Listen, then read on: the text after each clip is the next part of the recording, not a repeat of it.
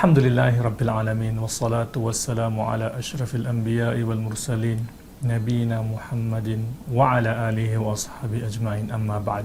Mga kapatid sa Islam, pag-usapan natin ngayon ang mga rukn at mga wajib ng Hajj.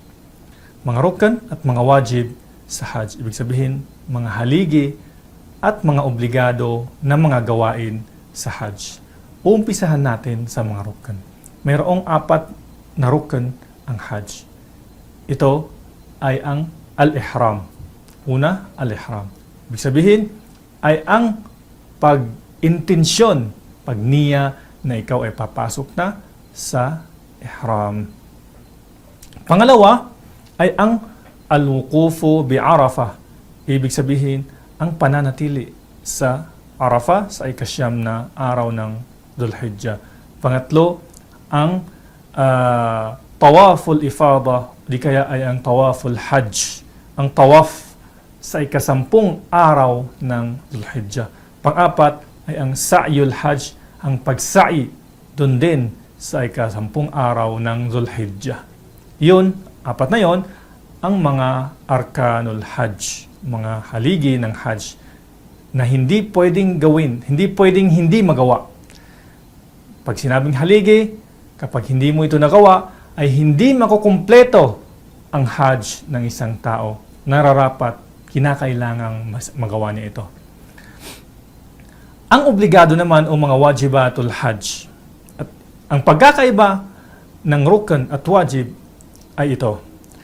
Sa mga rukn, nangangailangan may sagawa ito ng Hajj. Samantalang ang wajib naman, kailangan gawin din ito ng Hajj. Subalit, kung sakaling hindi man niya ito magawa dahil nakalimutan niya o di kaya ay mayroon siyang ibang nagawa o di kaya ay hindi niya kayang gawin, ay mayroon itong kabayaran na dam, di kaya ay fidya.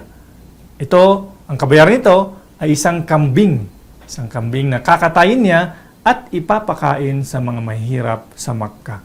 At ano naman ngayon ang mga wajibat ng Hajj, ang mga obligadong gawain sa Hajj. Una ay ang pagsasagawa ng ihram sa miqat. Kailangan ang pagsasagawa ng ihram ay nandun ka sa miqat. Pangalawa ay ang al-wuqufu bi Arafah ila ghurubi syams.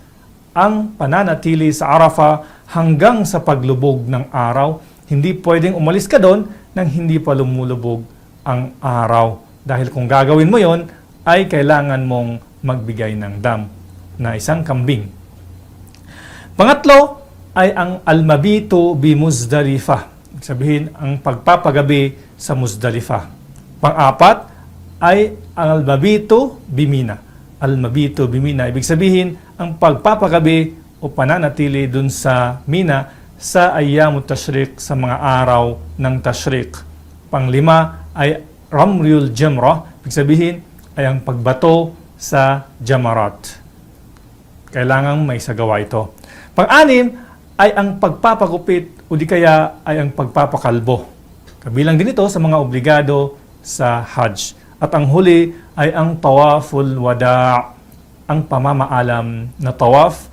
Yan ang mga obligadong gawain ng Hajj. Pinag-usapan natin ngayon ang mga rukn o di kaya ay mga haligi ng Hajj at mga obligado sa Hajj. Wa sallallahu ala nabina Muhammadin wa ala alihi wa sahbihi ajma'in.